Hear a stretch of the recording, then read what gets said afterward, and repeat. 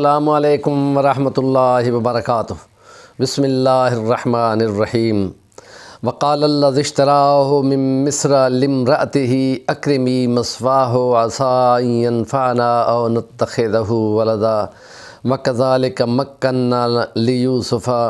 ولنعلمہ من تأویل الاحادیث واللہ غالب علی امرہ ولکن اکثر الناس لا یعلمون۔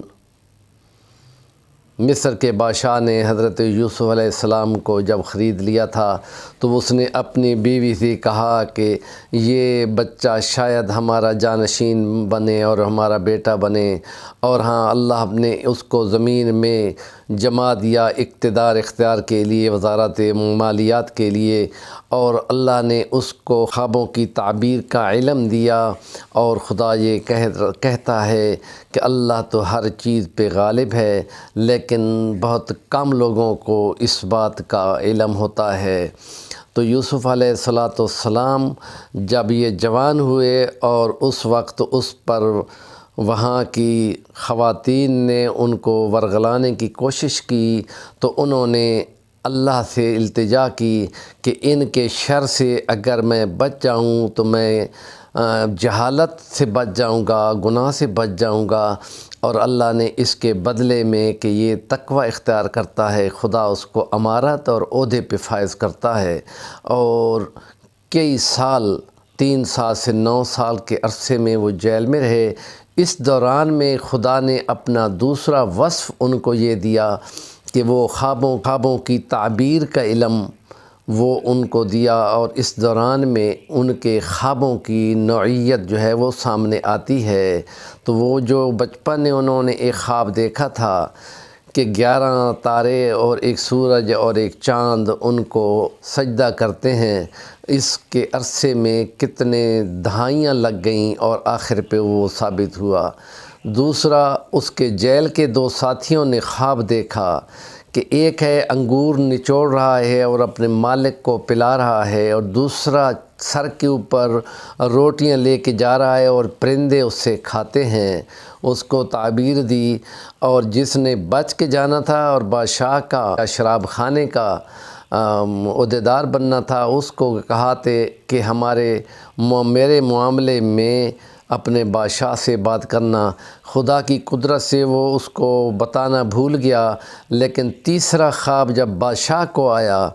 کہ 7 دبلی گائیں موٹی تازی گائیوں کو کھا جاتی ہے، اور 7 بالیاں سبز ہیں اور 7 بالیوں کے سٹے خشک ہیں، اس کی تعبیر اس نے جا کے اپنے اس دوست کو، جیل کے ساتھی کو، یا صاحب السجن، اے میرے جیل کا ساتھی کہہ کر وہ اس کی تعبیر پوچھتا ہے، تو وہ ان کو خواب کی تعبیر بتا دیتے ہیں۔ اور یہ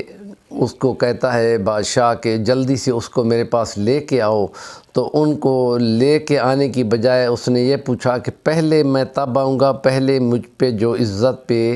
تم نے داغ ڈالا ہے، تہمت لگائی ہے، اس کو پہلے کلیئر کرو کہ عورتوں کا کیا معاملہ تھا۔ تو پھر وہ اس کی جو اس وقت بول اٹھی کہ بے شک وہ تو بے گناہ تھا، قصور میرا تھا۔ تو حس حق ثابت ہو گیا۔ تو پھر وہ آئے اور اس کو بتایا کہ یہ 7 بالیاں خشک ہیں، پہلے 7 سال خوب برسات موسم ہوگا اور گندم کی فصلیں ہوں گی اور بہت کچھ، وہ جمع کرتے جاؤ اور اسی طرح سٹوں کے اندر ہی رکھو، باہر دانے رکھو گے تو دانوں پہ وہ لگ جاتی ہے ایک دیمک سی، اور کیڑے کھا جاتے ہیں اور بیکار ہو جاتی ہے،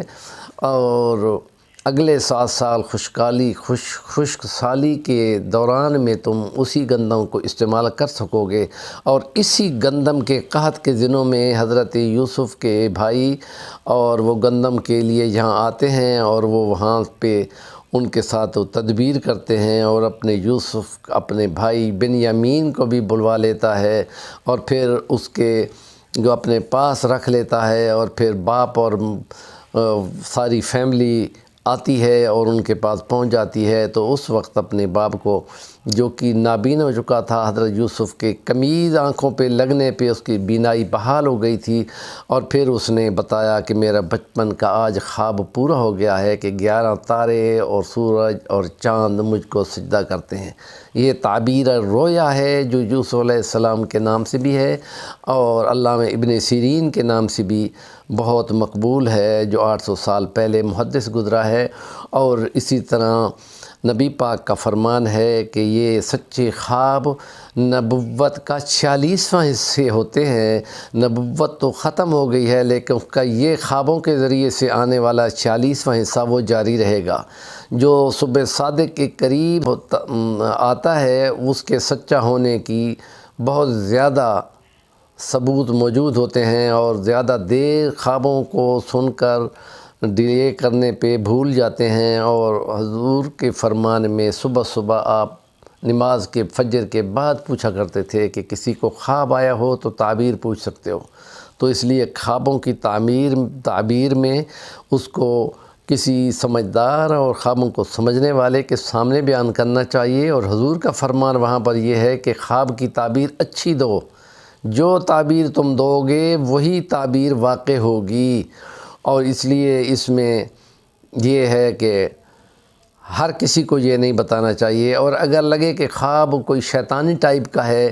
تو اس کے لیے حضور نے خود بتا دیا کہ جس میں خوف اور وارننگ اور ایسی چیزیں ہوں تو بائیں طرف 3 بار تھوک دو اور اعوذ باللہ پڑھو، اللہ کی پناہ اس شر شیطان سے، برے خواب سے، اور پہلو کو دائیں طرف بدل لینے چاہیے، وہ وہیں پر ختم ہو جاتا ہے اور اس کی کوئی تعبیر نہیں نکلتی۔